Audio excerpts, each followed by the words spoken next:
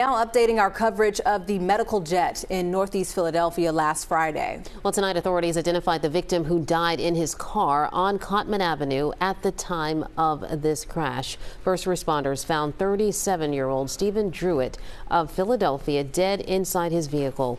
Meanwhile, the Roosevelt Mall reopened to customers today. Cotman Avenue also reopened about 4 o'clock this afternoon.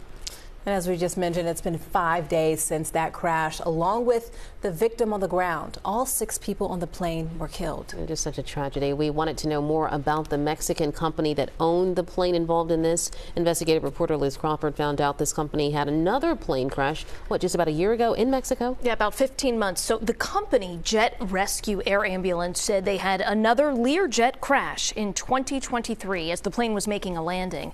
A federal official tells me this information could be useful to the NTSB as they conduct their investigation here in the U.S.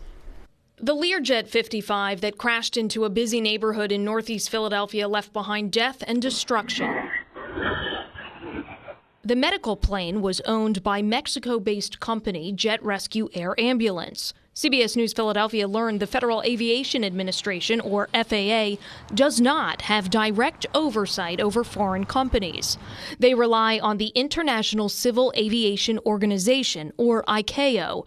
Both the U.S. and Mexico are ICAO member countries. They rely on the membership for aircraft certification, for the oversight that the foreign country does on the aircraft owner and the pilots who fly it. Arthur Wolk has been an aviation plaintiff's attorney and pilot for more than 50 years. He has his own plane, which is slightly smaller than the Learjet that crashed in Philadelphia. Hopefully this investigation will include a thorough examination of the aircraft logbooks, which include 2 logbooks, one for each engine and one for the airframe.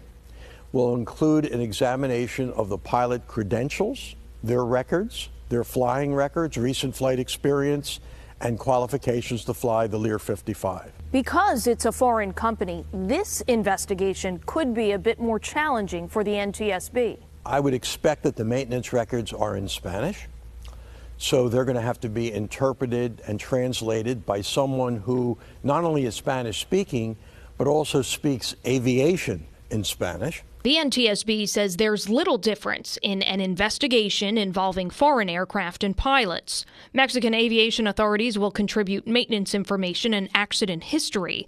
This could add an additional 30 to 60 days to the investigative process. CBS News Philadelphia learned the company had another Learjet crash in 2023 as the plane was making a landing. Jet Rescue Air Ambulance said Mexican investigators have not yet issued an accident report from that 2023 crash. Attorney Tom Bosworth says he's representing a victim of the plane crash here in Philadelphia and is looking into the case. Was this a pilot error or some sort of mistake made by the crew, or are we looking at a catastrophic engine failure or mechanical issue?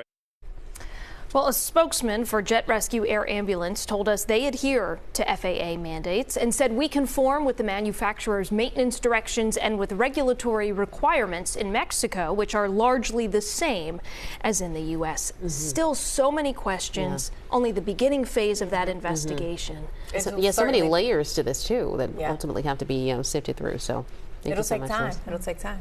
All right. Thank you, Liz.